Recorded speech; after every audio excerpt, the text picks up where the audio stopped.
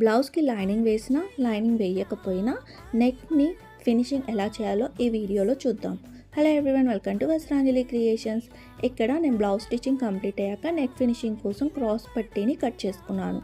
అది 1.5 ఇంచుల వరకు కట్ చేసుకొని ఇక్కడ నెక్ చుట్టూ స్టిచ్చింగ్ చేస్తున్నాను. నెక్ ఏదైతే షేప్ కట్ చేసుకున్నానో ఆ షేప్ చుట్టూ ఈ విధంగా స్టిచ్చింగ్ చేస్తున్నాను. సో ఫస్ట్ బ్లౌజ్ షోల్డర్స్ని జాయిన్ చేసుకోండి. షోల్డర్స్ జాయిన్ చేసిన తర్వాత ఫ్రంట్ ఓపెన్ పెడతాం కదా, సో ఆ ఫ్రంట్ సైడ్ నుంచి ఒక సైడ్ నుంచి ఇంకో వైపు వరకు మొత్తం కంటిన్యూస్గా స్టిచ్ చేయండి. స్టిచ్చింగ్ కంప్లీట్ అయ్యాక దీన్ని ఇలా ఓపెన్ చేసి ఇదిగోండి ఈ విధంగా ఫోల్డ్ చేయండి. వీడియోలో చూపించినట్టుగా ఫోల్డ్ చేయండి.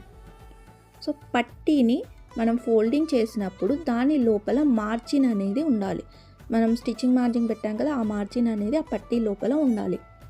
అలా లోపల మార్జిన్ వచ్చిన తర్వాత పట్టీ మీదనే పైనుంచి పట్టీ మీదనే స్టిచ్చింగ్ చేయండి.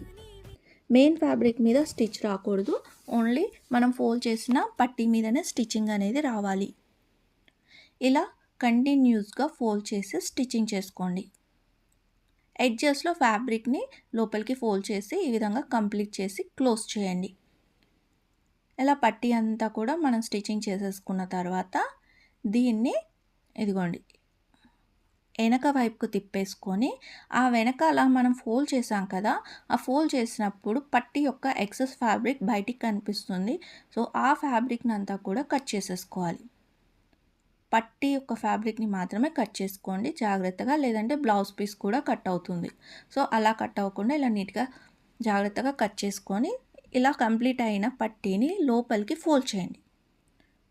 లోపలికి ఫ్రంట్ సైడ్ నుంచి రాంగ్ సైడ్కి ఫోల్డ్ చేసేసుకొని ఈ విధంగా హేమింగ్ చేసుకోండి. ఇక్కడ నేనైతే ఇన్విజిబుల్ హేమింగ్ చేస్తున్నాను. మీకు ఇది కనుక రాకపోతే మీరు నార్మల్ హేమింగ్ చేసుకోవచ్చు. సో ఇక్కడ ఇన్విజిబుల్ హేమింగ్ చేయడం వల్ల మనకి స్టిచ్ లైన్ అనేది ఎక్కువగా కనిపించకుండా బ్లౌజ్ వేసుకున్నప్పుడు ఫినిషింగ్ అనేది నీట్గా ఉంటుంది.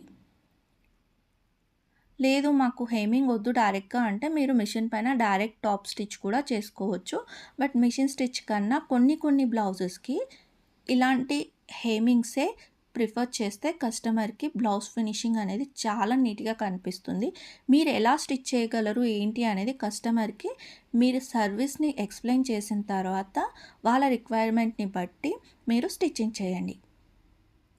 సో ఇక్కడ ఫినిషింగ్ ఎలా చేసుకోవాలో మీకు అర్థమైంది అనుకుంటాను. ఏమైనా డౌట్స్ ఉంటే కింద కామెంట్ చేయండి. సో వీడియో నచ్చితే లైక్ చేయండి అండ్ ఫస్ట్ టైం ఛానల్ని చూస్తే సబ్స్క్రైబ్ చేసుకోండి.